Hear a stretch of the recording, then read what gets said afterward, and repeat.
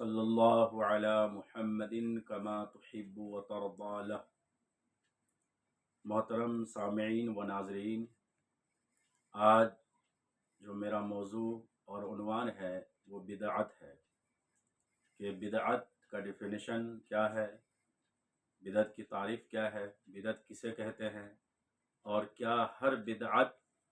गुमराही है। क्योंकि आजकल एक बहुत बड़ा मसला बन गया है ये कि कोई भी काम करने जाए कि ये बिदअत है, ये हराम है, इस तरह के फतवे दिए जाते हैं। तो बिदअत के डिफिनेशन क्या है, पहले उसको समझते हैं कि बिदअत कहते किसे हैं। तो बिदअत का डिक्शनरी में इसका माना है नई चीज़। नई चीज़ को डिक्शनरी में लुगत में बिदअत कहते हैं और इस्तिलाह शरअ में बिदअत ऐसी चीज़ के ईजाद करने को कहते हैं कि जो हमारे नबी सल्लल्लाहु अलैहि वसल्लम के ज़ाहिरी ज़माना में ना हो, खा वो चीज़ दीनी हो या दुनियावी हो। तो अच्छी तरह से बिदअत का डिफिनेशन समझ लें कि इस्तिलाह शरअ में बिदअत ऐसी चीज़ के ईजाद करने को कहते हैं जो हुजूर अलैहिस्सलाम के ज़ाहिरी ज़माना, यानी हमारे नबी सल्लल्लाहु अलैहि वसल्लम जो 63 साल जो आपकी ज़ाहिरी ज़माना है, उस ज़माने में वो चीज़ ना हो, हाँ वो चीज़ दीनी हो या दुनियावी हो, इस्तिलाह शरअ में उसको बिदअत कहते हैं। तो याद रखें कि हर बिदअत जो है ये गुमराही नहीं है, हर बिदअत जो है हराम नहीं है। बहुत सारी चीज़ें ऐसी है कि जो सरकार के ज़ाहिरी ज़माने में वो चीज़ नहीं थी लेकिन आज है। जैसे मस्जिद सरकार के ज़माने में पक्की नहीं थी, आज जो है मस्जिद पक्की बना रहे हैं। ये मीनार नहीं हुआ करते थे, आज जो ये मस्जिद में मीनार वगैरह बनवाते हैं, ये भी सरकार के ज़माने में नहीं था। उसी तरह मस्जिद इस तरह आलीशान नहीं थी, मस्जिद में लाइटें नहीं थी, मस्जिद में कालीनें नहीं बिछाई गई नहीं थी उस वक्त, लेकिन आज कालीनें बिछाई जा रही है। तो ये क्या गलत है? जाहिर सी बात है कि कोई गलत नहीं है, एक अच्छा काम है।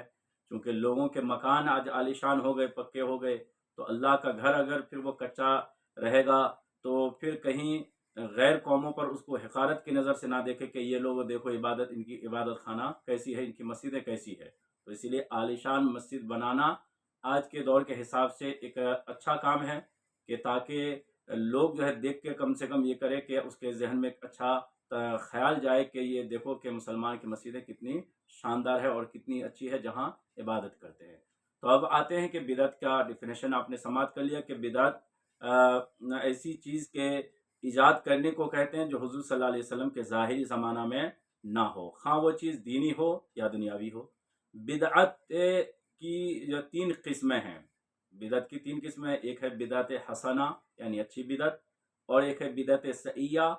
के बुरी बिदअत, और एक है बिदअत मुबाह यानी कि वो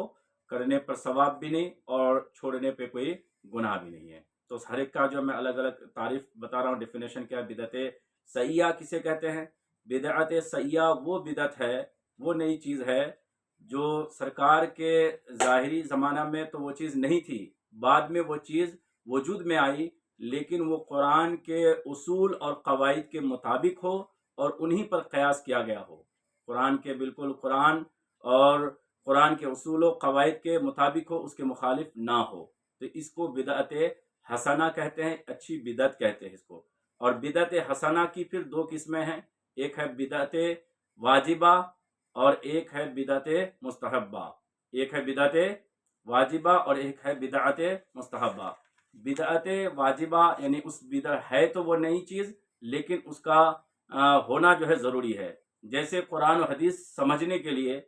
इल्म नौह, ये जो अरबी सीखने के लिए जो एक ग्रामर की किताब पाई जाती है, पढ़ाई जाती है मदारिस में, जिसको इल्म नौह कहते हैं, इल्म सर्फ है। तो ये इल्म जो है सरकार के ज़ाहिरी ज़माने में नहीं था, लेकिन आज चूंकि ये ज़रूरी है, जो अरब कंट्री के नहीं है तो जो अजमी हैं उनके लिए ये ज़रूरी है कि कुरान को उसी वक्त समझ सकता है कि जबकि वो इल्म नौह और इल्म सर्फ से आगाह हो। तो ये एक ज़रूरी चीज़ है ये, तो इसको बिदअत वाजिबा कहते हैं। और एक है बिदअत मुस्तहब्बा, यानी कि सरकार के ज़माने में वो चीज़, ज़ाहिरी ज़माने में वो चीज़ नहीं थी, बाद में वजूद में आई, लेकिन वो अच्छी चीज़ है, तो उसको बिदअत मुस्तहब्बा कहते हैं। جیسے کہ سرکار کے سرکار جیسے مدرسوں کی تعمیر، مدرسوں کے سرکار کے زمانے میں اس طرح کے مدارس نہیں تھے. یہ جو آج جو کتابیں جو پڑھی جاتی، جو سلیبس ہے مدرسے میں کہ یہ فلاں جماعت میں یہ کتاب پڑھائی جائے گی، وہ کتاب پڑھائی جائے گی، پھر اس کے بعد تو یہ سب جتنے ہیں یہ بدعت مستحبہ میں آتے ہیں کہ یہ مطلب اچھا کام ہے، یہ کوئی برا کام نہیں ہے. اور یہ ضروری، یہ فرض یا واجب نہیں ہے کہ اس طرح سے عالی شان بالکل مدرسے بنائے جائے اور سلیبس ان کے متعین کی جائے. اور جیسے نماز کے لیے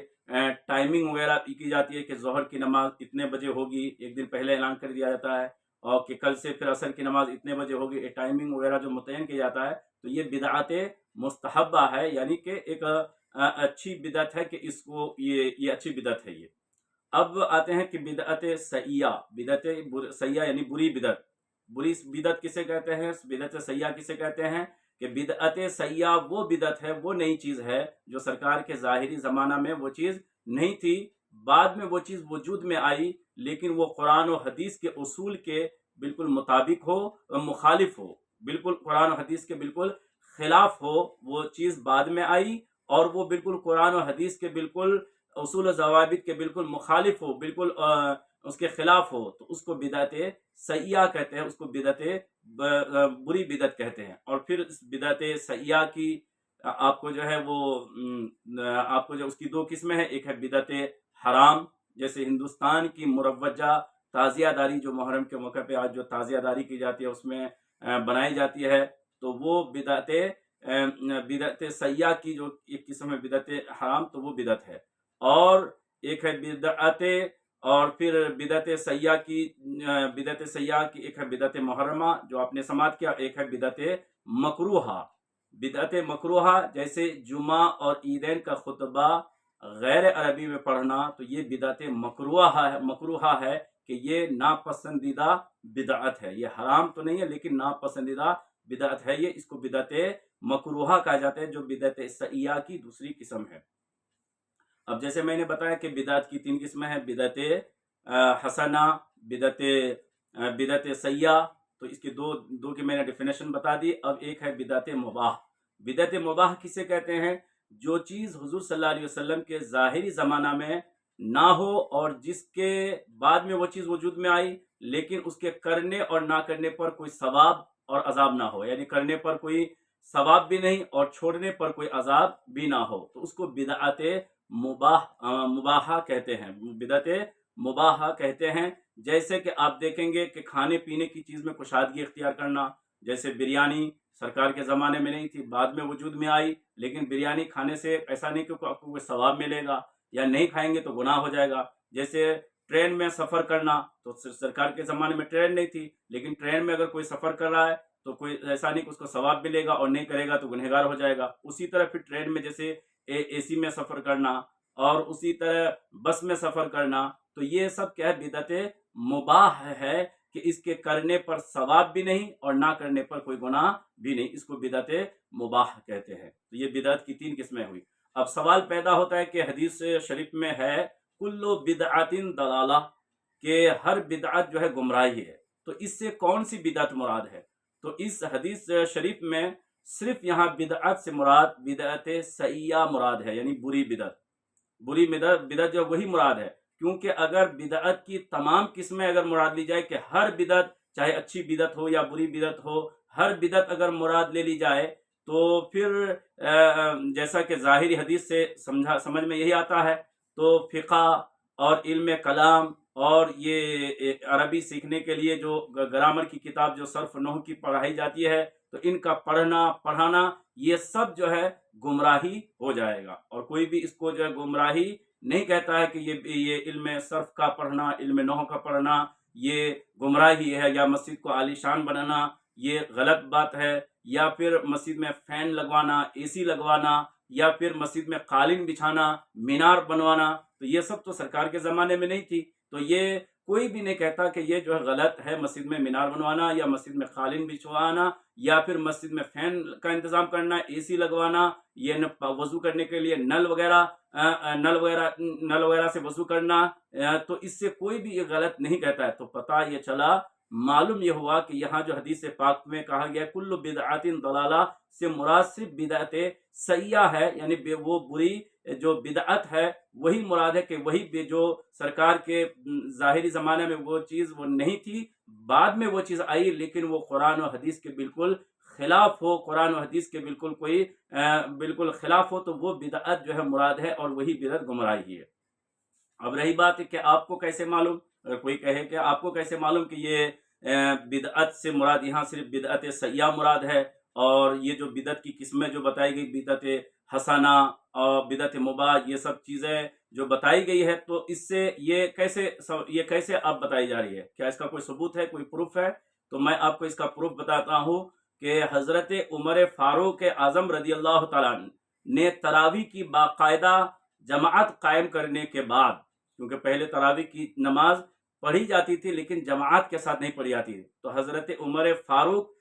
کے اعظم کے دور میں یہ تراویح کی باقاعدہ جماعت قائم کرنے کے بعد جب لوگ جماعت سے نماز پڑھنے لگے تراویح کی، تو آپ نے دیکھ کر کہا نعمت البدعۃ ھذہ، یعنی کہ یہ بہت اچھی بدعت ہے، یہ بہت اچھی بدعت ہے، یہ بہت ہے تو یہ سرکار کے زمانے میں ظاہری زمانے میں یہ چیز تو نہیں تھی، لیکن بعد میں جو قائم کی گئی، لیکن یہ کوئی غلط چیز نہیں بلکہ اچھی بدعت کہا۔ تو اس کا مطلب ہوا کہ بدعت کی ہر بدعت بری چیز نہیں ہے، جو بعد میں وہ چیز آئی لیکن وہ اچھی چیز ہے، اور کوئی قرآن و حدیث کے بالکل خلاف نہیں ہے بلکہ قرآن و حدیث کے مطابق ہے، تو وہ بدعت جو ہے بدعت حسنہ کہتے ہیں، اور وہ اچھی بدعت ہے، اس کام کو کیا جا سکتا ہے۔ اور دوسرا ثبوت ایک ملاحظہ کیجئے، مسلم شریف میں ہے، حضرت جریر رضی اللہ تعالیٰ عنہ سے روایت ہے کہ رسول کریم علیہ الصلاۃ والتسلیم نے فرمایا، جو اسلام میں کسی اچھے طریقے کو رائج کرے گا تو اس کو اپنے رائج کرنے کا بھی ثواب ملے گا، اور ان لوگوں کے عمل کرنے کا بھی ثواب اس کو ملے گا جو اس کے بعد اس طریقے پر عمل کرتے رہیں گے، اور عمل کرنے والوں کے ثواب میں کوئی کمی بھی نہ ہوگی، بلکہ ان کو جو عمل کرے گا اس کو الگ سے ثواب، اور جس نے اس طریقہ کو رائج کیا اس طریقے کے رائج کرنے والے کو الگ سے اللہ تعالیٰ ثواب دے گا۔ اور پھر وہیں پہ یہ بھی فرمایا گیا کہ جو شخص مذہب اسلام میں کسی برے طریقہ کو رائج کرے گا تو اس شخص پر اس کے رائج کرنے کا بھی گناہ ہوگا، اور ان لوگوں کے عمل کرنے کا بھی گناہ ہوگا جو اس کے بعد اس طریقے پر عمل کریں گے، عمل کرنے والوں کے گناہ میں کوئی کمی نہ ہوگی۔ تو اس سے پتہ یہی چلا، معلوم یہی ہوا کہ یہ سرکار کے زمانے میں جو چیز نہیں تھی اور بعد میں وہ چیز وجود میں لائی گئی، بعد میں وجود میں آئی، اور وہ اچھی چیز ہے، قرآن و حدیث کے مطابق ہے، اور قرآن و حدیث کے اصول و ضوابط کے پر ہی قیاس کر کے اس کو نکالا گیا ہے، تو وہ اچھی بدعت ہے، اس کو کر سکتے ہیں۔ تو جب اتنی بات سمجھ میں آ گئی تو اب یہاں یہ بات آسانی سے سمجھی جا سکتی ہے کہ یہ جو ربیع الاول کے مہینے میں جو میلاد شریف کی محفل منعقد کی جاتی ہے، تو یہ اگر بالفرض مان لیا جائے کہ وہ سرکار کے زمانے میں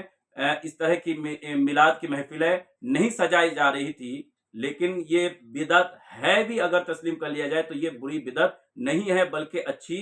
بدعت ہے۔ یہ چونکہ اس میں ہوتا کیا ہے کہ اس میں نبی کریم صلی اللہ علیہ وسلم کی شان میں نعت پڑھی جاتی ہے، قرآن کی تلاوت ہوتی ہے، اور ہمارے نبی صلی اللہ علیہ وسلم کے بارے میں لوگوں کو بتایا جاتا ہے کہ ہمارے نبی صلی اللہ علیہ وسلم کب پیدا ہوئے، کون سی تاریخ میں پیدا ہوئے، کون سا دن، کون سا وقت، اور ہمارے نبی صلی اللہ علیہ وسلم کے فضائل و مناقب جو ہے بیان کیا جاتا ہے، اور یہ نبی صلی اللہ علیہ وسلم کے فضائل و مناقب کو بیان کرنا، آپ کے پیدائش کے حالات کو بیان کرنا، یہ برکت کا باعث ہے۔ تو لہٰذا یہ بدعت سیاح کہنا یہ گمراہی اور بد مذہبی ہے۔ تو لہٰذا تو